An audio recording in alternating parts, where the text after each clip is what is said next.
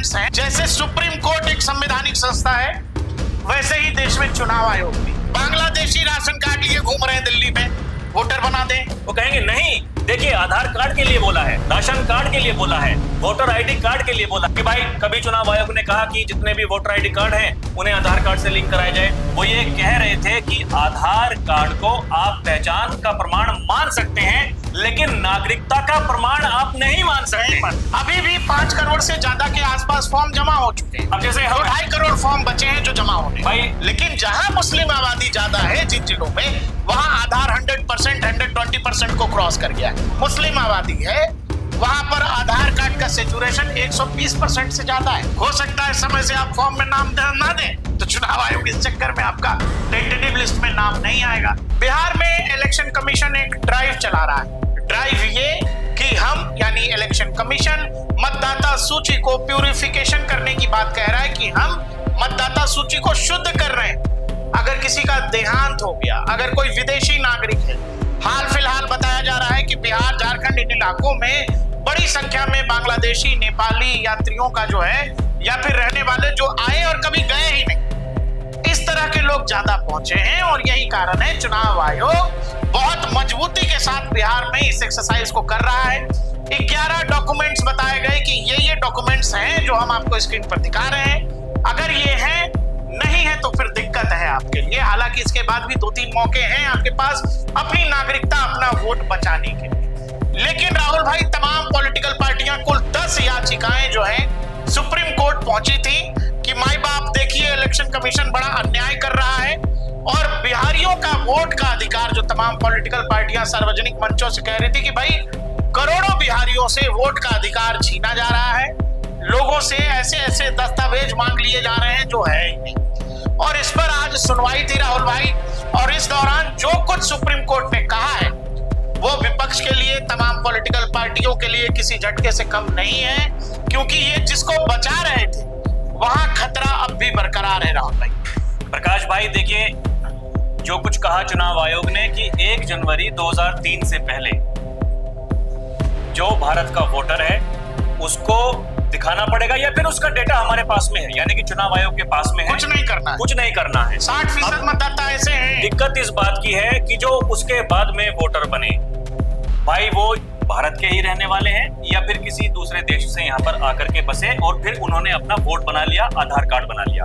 अब देखिए बड़ी चर्चाएं, ये एक बहस का विषय बना हुआ है जब से चुनाव आयोग ने ये आदेश जारी किया।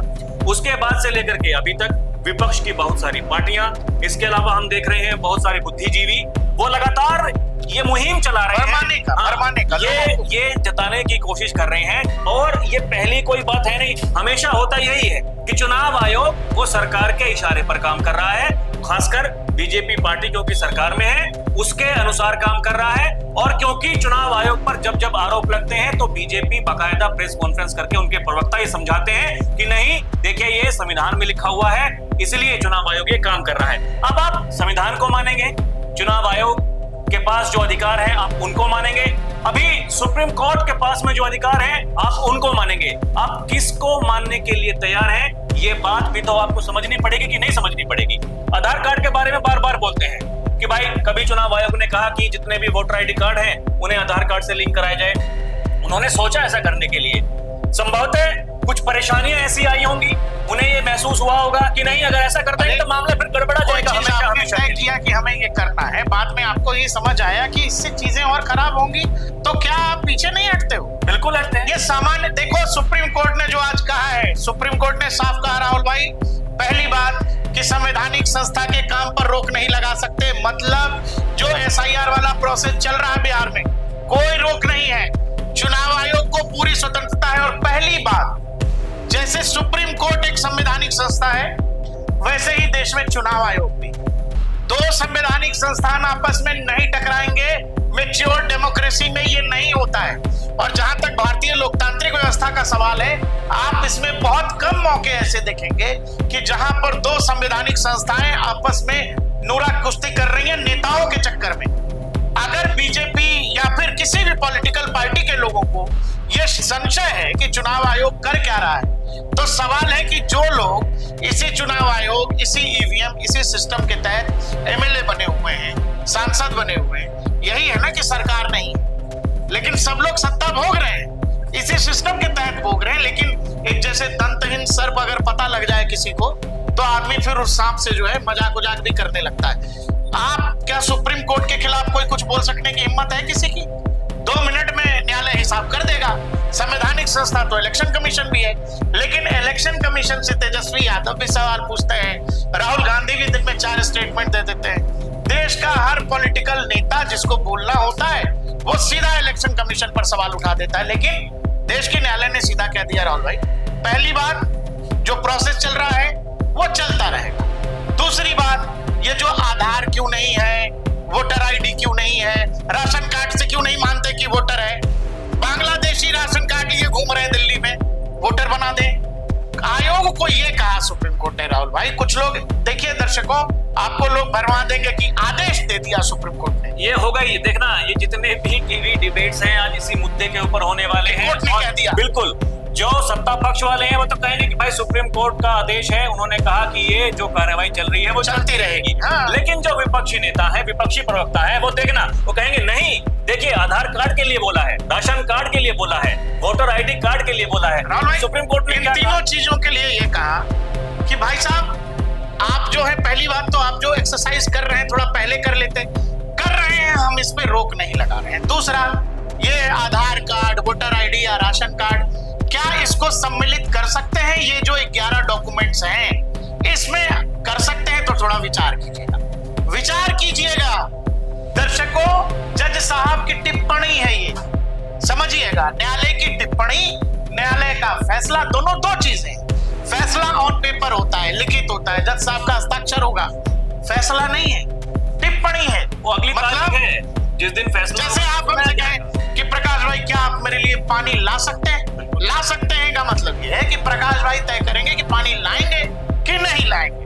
ठीक वही हिसाब है चुनाव आयोग का, कि चुनाव आयोग को एक तरह से एक सजेशन दिया गया है कि जो भी आपने तय किया है उस पर जरा विचार करिए कि क्या आधार कार्ड, राशन कार्ड ये सम्मिलित हो सकता है। अब अगर चुनाव आयोग इसको सम्मिलित नहीं करता है और जो ड्यू प्रोसेस है उसी से अगर आगे बढ़ता है, 28 तारीख को राहुल भाई अगली सुनवाई है। 28 तारीख को चुनाव आयोग को यह बताना पड़ेगा कि एक तो आपको इसकी अभी क्या जरूरत थी, दूसरा आपने हमारे कहने के बाद भी आधार और इन सब पर विचार क्यों नहीं किया, और नहीं किया तो उसका कारण बताइए। ये 28 को बताना है। कारण जो बताने वाला है चुनाव आयोग वो एकदम बिल्कुल साफ है। आज भी जब सुनवाई चल रही थी तो देखिए तमाम हमने ऐसी खबरें देखी कि जिनमें जो वकील हैं वो ये कह रहे थे कि आधार कार्ड को आप पहचान का प्रमाण मान सकते हैं, लेकिन नागरिकता का प्रमाण आप नहीं मान सकते। अरे भाई, ये आधार कार्ड जब बनने, आज किसका आधार कार्ड नहीं है? एक छोटे बच्चा जो पैदा होता है उसका आधार कार्ड बन जाता है। तो ये तो अपने आप में एक बड़ी चीज है कि अगर जो तारीख बताई गई है 2003 1 जनवरी, उससे पहले के जो वोटर हैं या फिर उसके बाद में जो वोटर बने, अपने कम से कम माताजी का, पिताजी का तो वो प्रमाण देंगे। चुनाव आयोग सीधा ये कह रहा है कि आपने अगर 2003 में आपका लिस्ट में नाम है, वैसे वोटर जो है 4 करोड़ से ज्यादा है जी, तो करीब 60% के आसपास वोटर ऑलरेडी साइड हो गए। 40% वोटों पर जो है ये एक्सरसाइज होना है। अभी भी 5 करोड़ से ज्यादा के आसपास फॉर्म जमा हो चुके हैं। अब जैसे 2.5 करोड़ फॉर्म बचे हैं जो जमा होने। भाई, हमें वोट देने का अधिकार बाद में प्राप्त हुआ 2003 के बाद में, तो हमारे माताजी, हमारे पिताजी वो तो पहले से वोट देते आ रहे हैं ना। हमें तो पता है कि भाई हमारे माताजी का नाम क्या है, हमारे पिताजी का नाम क्या है, हमारा जन्म कहाँ हुआ है, यही सब तो मांग रहा है चुनाव आयोग। अब देखो, इस पूरे खेल में बेचैनी जो है विपक्ष की, वो बेचैनी का कारण क्या है? बेचैनी का कारण ये है राहुल भाई, दरअसल बिहार में 4-5 जिले जो सीमांचल जिस इलाके को कहते हैं, वो चाहे किशनगंज, कटिहार, अररिया, पूर्णिया, ये इलाके सीमांचल के। अब एक चीज इसमें बहुत मजेदार देखिए, किशनगंज में बिहार में सबसे ज्यादा मुस्लिम आबादी, करीब 68%। उस 68% मुस्लिम आबादी पर वहां आधार का सैचुरेशन पूरे जिले में है 126%। और ये जो आधार का सैचुरेशन आपको अधिकतम जो मिलेगा, वो चाहे कटिहार में मिले, अररिया में मिले या पूर्णिया में मिले, आप मुस्लिम आबादी से 2 गुना 3 गुना देखोगे आधार का सेचुरेशन है। अब वही अगर पूरे बिहार में ओवरऑल देखें 18% मुस्लिम आबादी है, लेकिन 94% के आसपास लोगों के पास आधार कार्ड है। मतलब कि अगर आप ये माने 100 मुसलमानों की आबादी है तो उसमें पूरे बिहार में 94 के पास ही आधार कार्ड है, 6 के पास नहीं है। लेकिन अगर आप किशनगंज जाएं, आप कटिहार जाएं, आप अररिया जाएं, पूर्णिया जाएं, यहाँ सब बहुत सैकड़ों में लिए घूम रहे हैं। कहने का मतलब ये है इस पूरे इलाके में राहुल भाई अगर आप देखोगे तो 70% मुस्लिम आबादी है और एक अनुमान के तहत किशनगंज में 2.5 लाख से 3 लाख, कटिहार में 1.5 लाख से 2 लाख, पूर्णिया में 1.25 लाख से 1.5 लाख, अररिया में 1.25 लाख से 1.5 लाख, ये अनुमानित घुसपैठियों की संख्या है। और ओवरऑल पूरे बिहार में 15 से 18 लाख घुसपैठिए या तो वो बांग्लादेशी हैं या नेपाली नागरिक हैं। अब आप ये बताओ क्या इनको अलग अलग करने की जरूरत नहीं है? ऐसा कैसे है कि पूरे बिहार में ओवरऑल सैचुरेशन आधार का कम है, लेकिन जहां मुस्लिम आबादी ज्यादा है जिन जिलों में वहां आधार 100%, 120% को क्रॉस कर गया है। ये संदेहास्पद स्थिति है कि नहीं? यही तो चिंता का विषय है। और इसीलिए देखिए, वोट बैंक किसका आधार क्या है ये हर किसी पार्टी को पता होता है। बीजेपी को पता है कि भाई तुम्हें कौन लोग वोट देते हैं।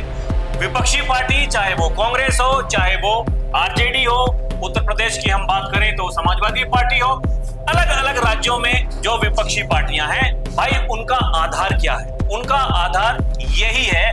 और जो ये पीड़ा हो रही है वो इसीलिए हो रही है। अभी आप देखिए, एक जो खासकर घुसपैठियों के लिए, रोहिंग्याओं के लिए एक मुहिम जो सरकार ने कहा कि भाई हम छोड़ेंगे नहीं, इनको बाहर हम करके ही भेजेंगे।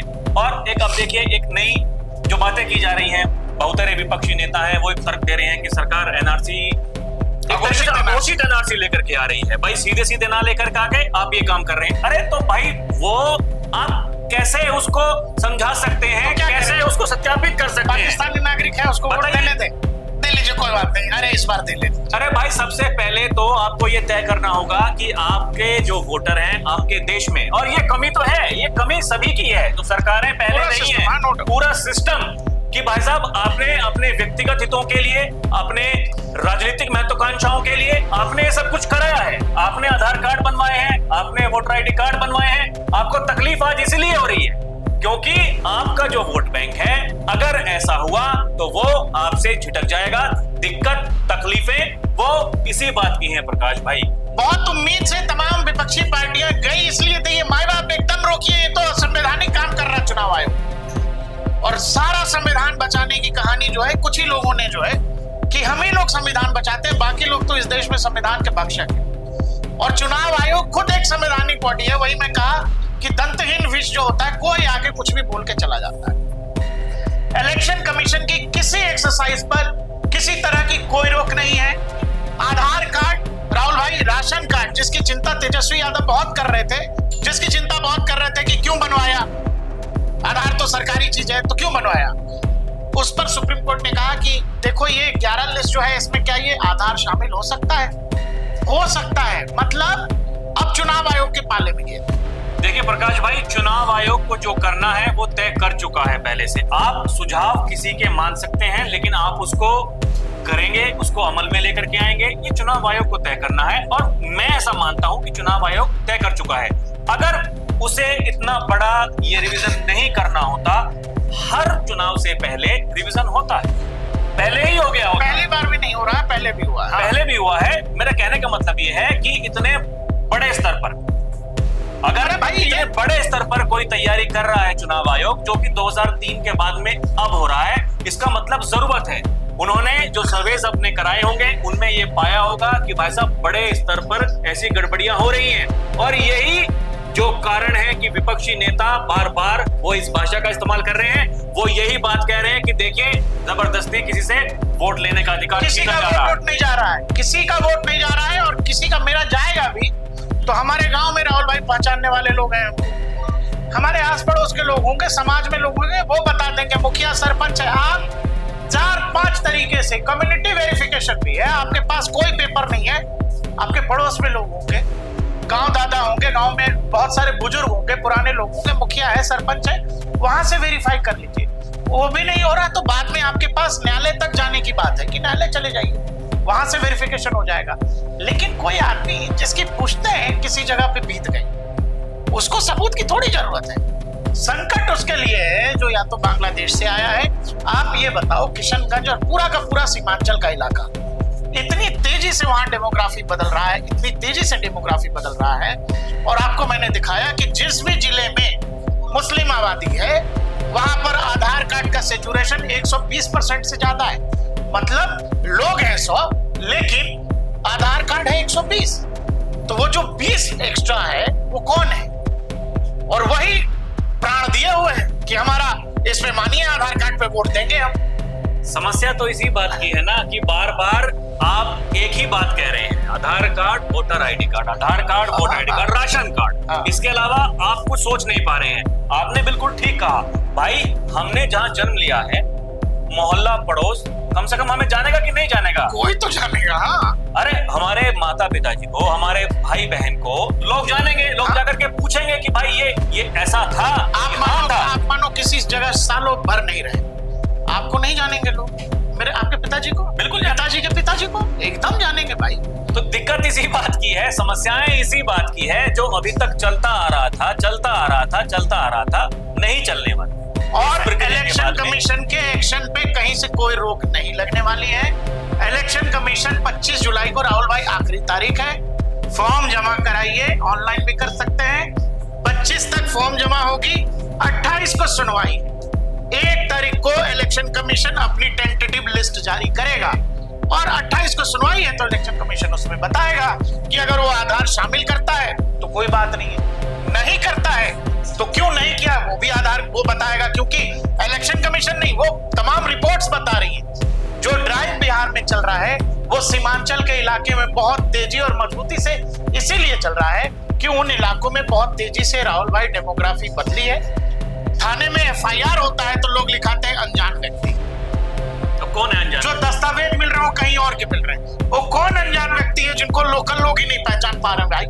और अपराध जबरदस्त तरीके से उस पूरे इलाके में बढ़ा है, नेपाल का बॉर्डर हो, वेस्ट बंगाल का बॉर्डर हो। तो कुल मिलाकर बात यह है, जो बड़ा बंद बुलाया गया बिहार में, उस बंद पे जो असर हुआ सुप्रीम कोर्ट की तो बहुत मानते हैं सब। अब तो सुप्रीम कोर्ट ने कह दिया है एक्सरसाइज चुनाव आयोग करता रहेगा, चुनाव आयोग के एक्सरसाइज पर बिहार में कोई रोक नहीं है। दूसरा, ये जो वोटर छीन लेंगे, वोट छीना जा रहा है, ये सब एक अफवाह फैलाने की कोशिश है।